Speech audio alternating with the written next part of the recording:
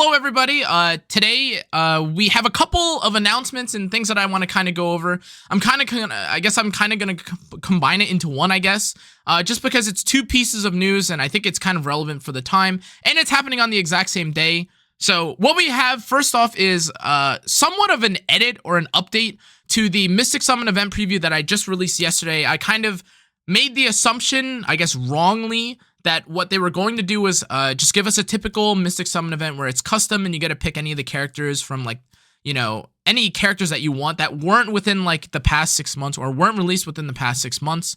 That is actually not the case anymore, and here's why I'm thinking that might be the case. First off, let's like actually look at what like the notice and everything is, or what it was on drop.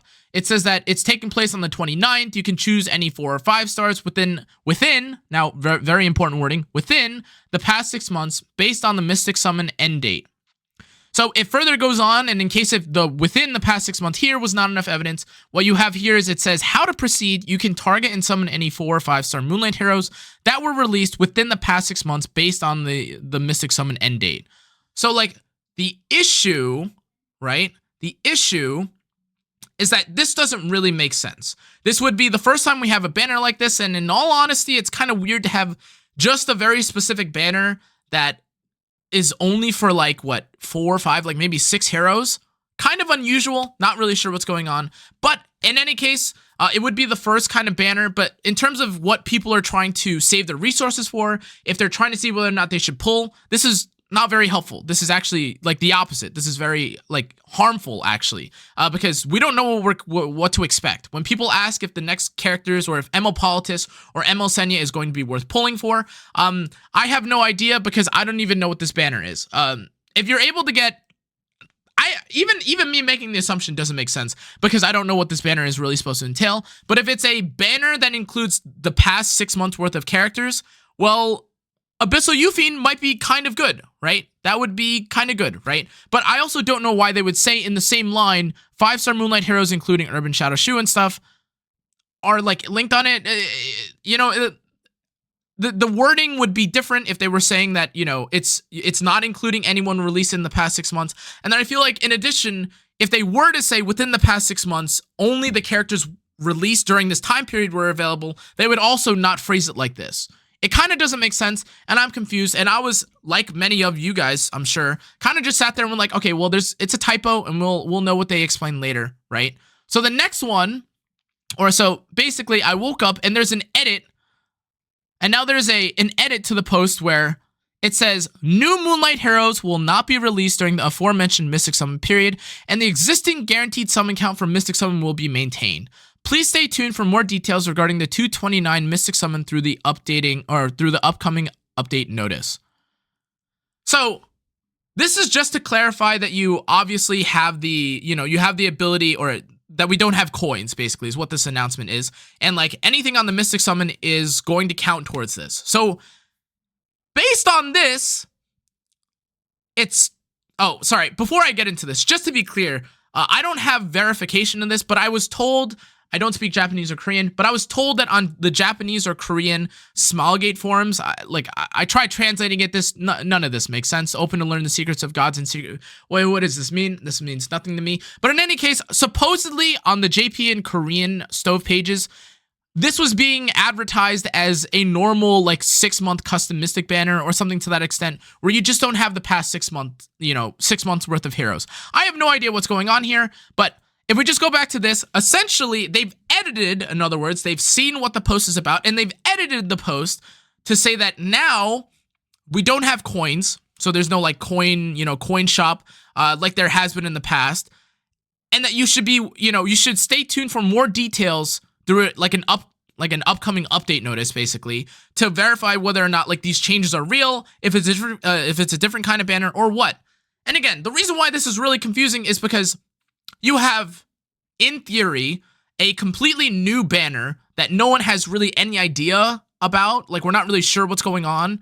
Like, what is it really a 6-month banner? It's just 6 months. Like, if you missed Ludwig and ML Euphine, it's just for them, among the other characters, of course. Or are like KR and JP Stove correct and we're just wrong? The honest to God truth is that I have no clue. And I don't know why, like, all of this is not being clarified a little bit more. There should probably, in my opinion, be a notice that just says like, hey guys, this is not one of your typical, your typical custom Mystic banners. This is different. This is not the case though, so I guess if that's to be the case, this list now looks a little bit different, right? Because now you have like Abyssal Euphine and stuff. Originally, I thought you would just not have characters like Abyssal Euphine and like Ludwig on it, but it's actually hilarious because none of the other characters are on this banner. Now it's just like Abyssal Euphine, Ludwig, like ML Shu, Sharoon, etc., or whatever it is, whatever the cutoff is. In any case, I don't really know what's going on with this. I just kind of wanted to bring that up. At the same time, moving on to like a bit of a different topic. And the reason why I think like EpicSeven is just in like a weird spot right now is because this was just announced, guys. Oh my god, light Reddit is like burning my eyes. I apologize. Oh, and it doesn't fix anything. Okay, well, you guys are gonna have to deal with light Reddit because I cannot see. Hold on. Let me hide this for a second because my eyes are burning. Oh my goodness, I literally cannot see. That is disturbing. Okay. Sorry about that. Okay, so the next thing that we have to talk about is the revenue for the first month of 2024 for gacha games. And of course, you see like some of the typical names you see here at the top. Let's be real, Genshin, Nikkei, like Star Rail, they're all at the top, nothing new. This number's probably, I mean, Star Rail's probably going to go to like, some crazy number like 50 million after their like insane music video. That's besides the point though. You scroll down and you're looking and you're like, oh, okay, here are the usual suspects. And you see Artery Gear and some of these other ones at the bottom. And you're like, okay, some of these games are just not doing well, whatever. Okay, Outer Plane, oh, half their cost, but like, oh, it's whatever, it's EpicSeven. Ooh, some of the games not doing so well. Okay, but like, let's take a look. Where is... And then you see it. It's EpicSeven has had essentially... What is this? Like a 40% decrease in their revenue for the month? Now, granted, Azure Lane also had a cut, but that doesn't really say anything, right? But the issue why this is concerning, especially for EpicSeven, is because EpicSeven has never had a month where they've dipped below 3 million. I think recently. They've spent a lot of time above 3 million or at 3 million, but below 3 million, specifically just for global. And again, this has nothing to do with China revenue. I'm not talking about China revenue. I don't know where to get that information like reliably, but for just global EpicSeven, I want to kind of talk about what this means and why I'm a little bit concerned for EpicSeven. And that's, to be completely honest with you guys, I have no idea what's going on with EpicSeven. We are literally sitting at, or we're basically sitting in a period where like we are waiting for new updates and like sometimes they get announced, sometimes they don't. Granted, we did get like basically the Meruan mail, which has more stuff. And so that should bolster numbers a little bit. So I'm not like, I'm not in like end of service kind of like fear right now, but no collabs. Like their communication with us somehow makes even less sense at times than before, which is crazy because they got to like the stagnation, I think, because their communication was really weird. We have back-to-back limited, it feels like literally every single month of the year, which also just doesn't make sense. And I'm like, how am I supposed to even recommend or make content recommend anything from anyone when every single banner that comes out has a second has a second accompanying banner that has limiteds in it. And so I did kind of just want to talk about like what came out during the month and whether it was good or bad.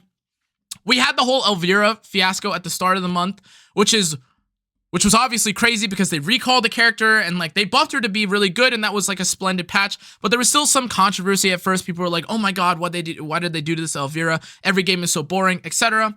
Kind of a hiccup, but they recovered. That's fine. And then we had the balance patch, which again, some of the balance patch choices and even the execution was kind of ridiculous.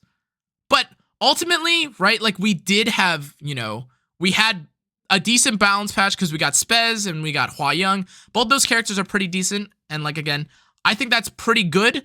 Long story, I would probably say like the balance patch is like a 6 or 7, but that's fine. And then the next thing that we had was the buff event. And the thing about the buff event is that normally when you have buff event, you would imagine that spending or revenue goes up, but the revenue did not go up. It went down. And we had like buff events every single weekend this month. Now, again, if we keep going, like if you backpedal a little bit to the other like characters that were released this month, Green Litica came out in January, right? Everyone loved that character. That looks like probably the most like we are like appeasing, you know, that kind of audience in EpicSeven. And that should have been like one of the most like, you know, fruitful or like revenue filled months, basically just because of Green Litica, but we're still down. Sharoon, like, again, has a really cool kind of design, and it is what it is, guys. Like, there are people that like the kind of characters that Sharoon are. And, like, if that, like, they basically appeased both, like, or, like, several different audiences of EpicSeven. You have the crafters that want to get good gear. You have the characters, or, like, the people that really like the designs of characters. We have buff events, like, and then, again, even more so than that, if you are, like, talking about, like, PvE, right? We had the Ancient Inheritance leak. We had the Awakening trailer. We had a content creator battle. We had a new 3-star.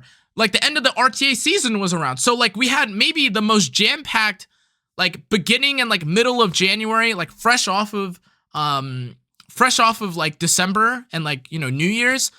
And you'd expect that with it comes, like, higher revenue, but we're at 1.8.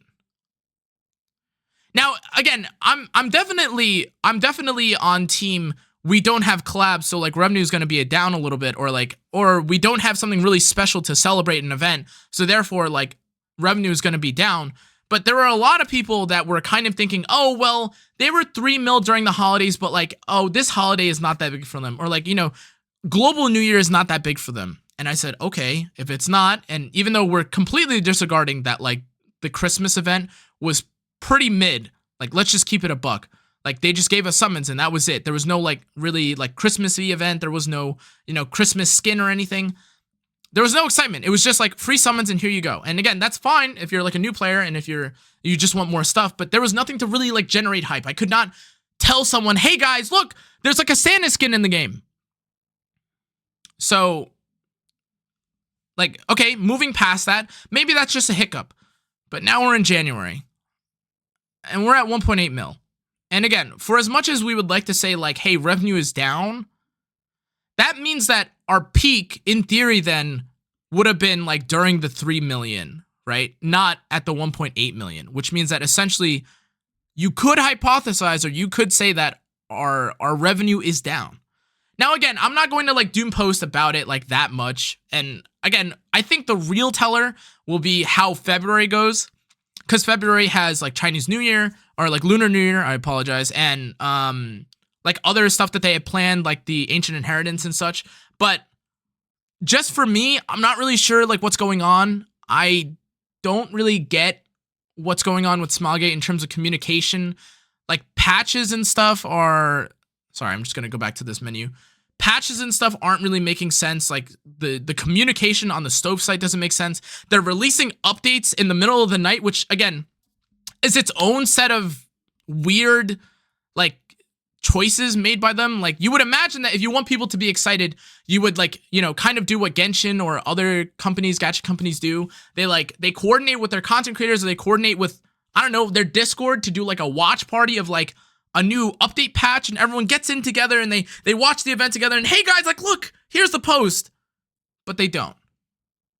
Most of the time, myself included, I don't even know when the patch is coming. Are we getting an update notice at the start of maintenance? Are we getting an update at 4 a.m.? Is it getting delayed then to 5 a.m.? I have no idea like when anything is coming out, and I can't be excited for stuff if I literally have no idea about it. Right? Now, granted, they've been doing stuff to like try and like bolster, I guess, like their showing or like their appearances and stuff. Like they bring on content creators like during the week, like specifically on Thursdays to kind of do like the Orbis Overdrive. But I'm not really sure what's going on, to be honest, guys. Like I don't know if, I think at the very minimum, I have to say it's worrying. I'm not going to put any more value than that. Like that's all I'm going to say. I'm like kind of confused. I don't really understand what's going on with Smilegate. but like their communication somewhere somehow is like kind of cluttered or like jumbled up. I don't know what's going on, but that's basically all I have to say about EpicSeven for, I guess, the start of 2024. I don't really know what's going on. Again, kind of concerned, but yeah. That's going to be it for this video, though, guys. Thank you so much for watching. Hope you enjoyed. If you learned something, make sure to like, comment, turn the notification bell, subscribe. I would appreciate it so much. I streamed this, and I streamed most of my videos on YouTube and Twitch. Make sure to check those out as well. Check out the rest of my socials, Discord, Twitter, TikTok, YouTube, Twitch, etc. And yeah, I'll see you guys on the next one. Please, Smilegate, let's talk a little bit, just a little bit more. That'd be great. Adios.